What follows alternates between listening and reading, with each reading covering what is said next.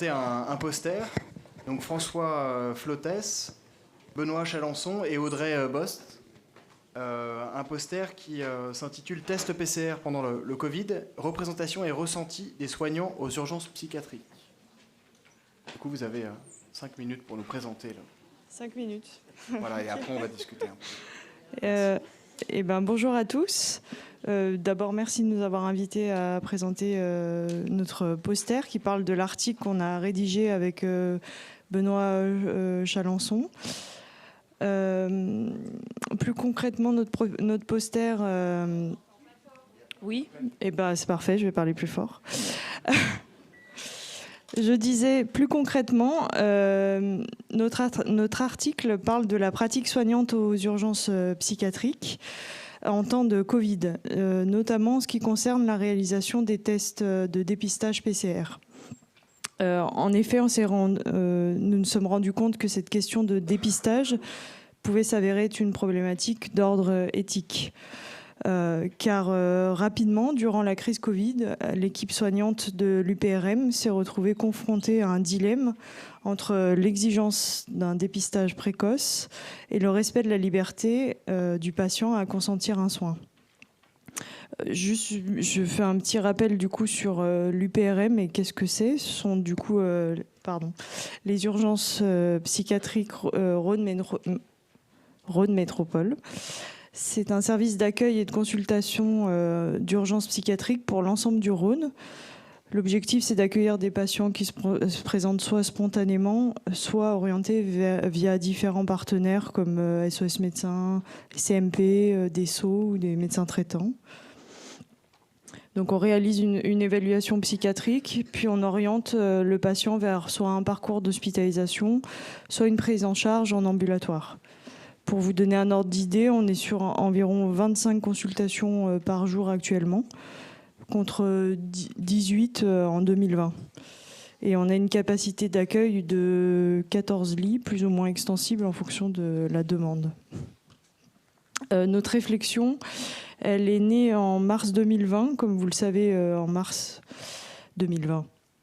Le Covid s'est invité dans nos vies et a bouleversé nos habitudes de travail à l'hôpital.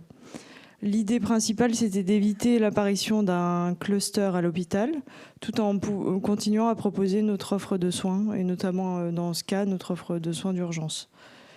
Donc on a mis en place un système de dépistage précoce, c'était les tests PCR dès l'admission des patients aux urgences s'il y avait une décision d'hospitalisation.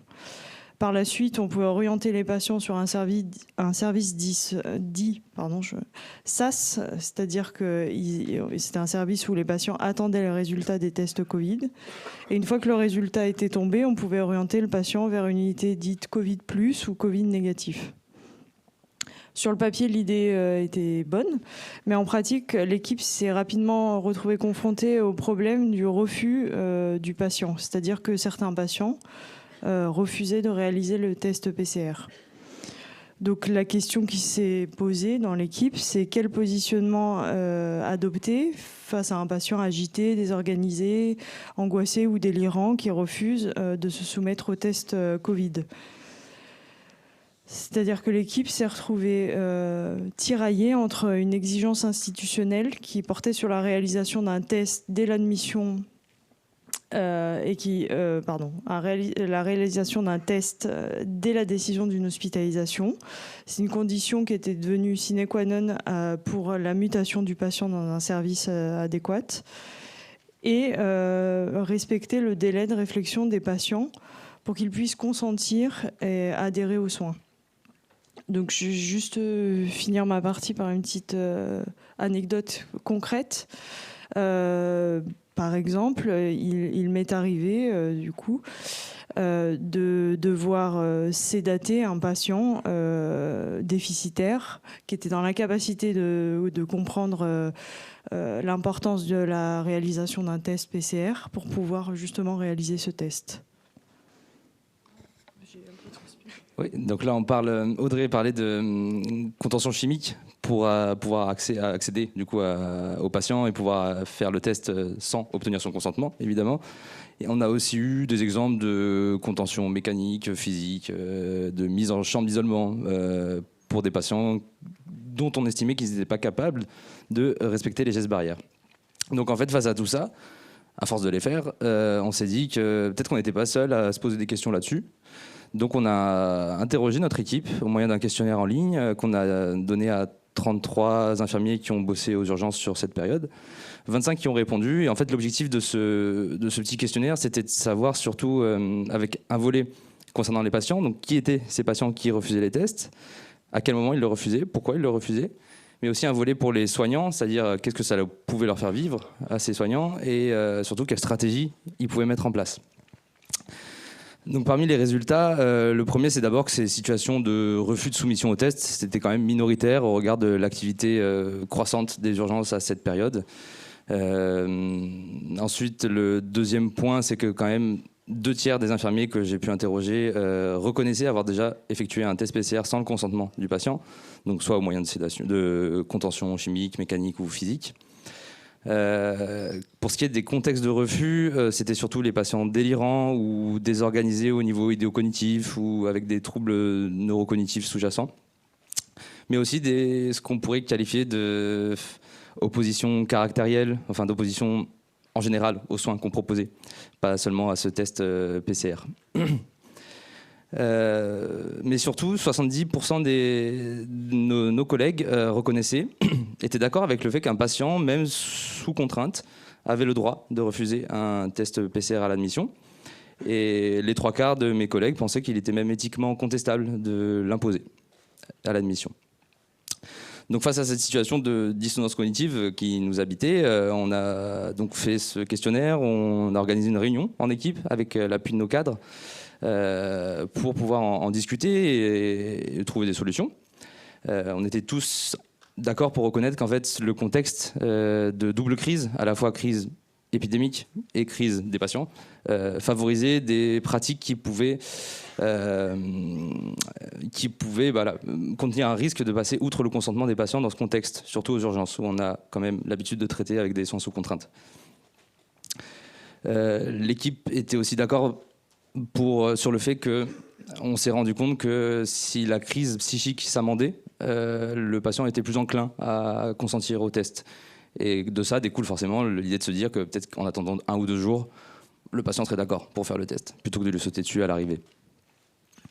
On a pu en discuter avec le comité d'éthique de notre établissement qui nous a préconisé d'abord de caractériser la nature du refus du test avant de l'effectuer et surtout de pouvoir le différer tout en insistant éventuellement sur le respect des gestes barrières quand c'était possible pour les patients. Finalement, dans les mesures concrètes, alors on a pensé d'abord faire intervenir une tierce personne, comme un père aidant. Bon, ça n'a pas été possible pour des raisons logistiques, mais on a finalement obtenu un poste infirmier dédié à la réalisation des tests Covid, qui nous permettait de ne pas diffracter les tâches au quotidien. Ça nous a beaucoup aidé. Mais dans tous les cas, on était tous d'accord pour dire que les mesures coercitives dans ce contexte-là étaient tout à fait discutables et regrettables. Donc finalement, on devait le présenter, je crois que c'était en début 2021. On pensait que notre sujet serait désuet, mais en fait, aux urgences où on travaille, c'est toujours le cas. On fait toujours des tests Covid. Mais la réflexion qu'on a menée, elle nous a permis de mieux accepter les refus, de mieux jouer avec ça. Et ça c'est arrivé jusqu'à nos bed managers, du coup, qui avaient une meilleure compréhension, plus de mansuétude envers nous. Et on est très contents de ça.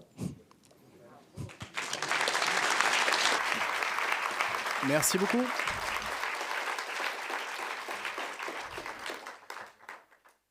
Est-ce qu'il y a une question avant qu'on démarre sur l'autre présentation ?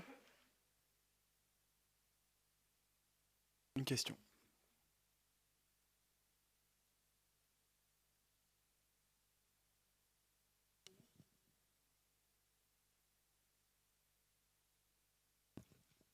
Oui, c'est juste en annexe, c'est pour savoir pourquoi ça a été, pour des raisons logistiques, difficile de faire intervenir un père aidant.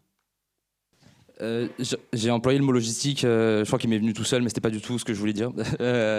C'est que Ça sonnait bien, c'est pour ça que je l'ai utilisé. Non, c'est parce qu'on a essayé de mettre des pères aidants sur le service des urgences et de l'accueil. Je crois que ça a été... alors peut-être c'était un cas particulier, on en a fait une généralité, mais ça a été très compliqué pour cette personne-là. Et du coup, bon, on n'a peut-être pas poussé l'idée plus loin, mais moi je pense que ça peut être tout à fait intéressant pour les tests PCR, mais pour plein d'autres choses, évidemment.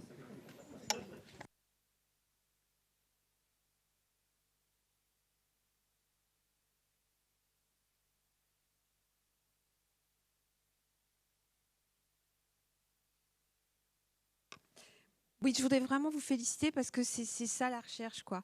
Et c'est vraiment, moi je suis très, très touchée par votre engagement parce que c'est une question et on s'arrête et on se la pose ensemble. Et je voudrais savoir si vous avez envie de continuer parce que ce que vous avez soulevé là, c'est une question qui va s'imposer, qui est récurrente sur le consentement aux soins, sur ce que ça fait naître comme comportement, comme attitude chez les soignants. Et le Covid, c'est un bon prétexte.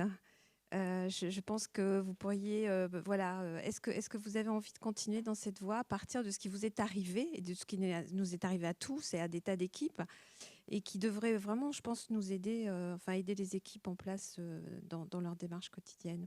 Parce que c'est vous les jeunes pousses de demain. Tu veux continuer ou pas? Continuez. Merci. Oui, on veut continuer.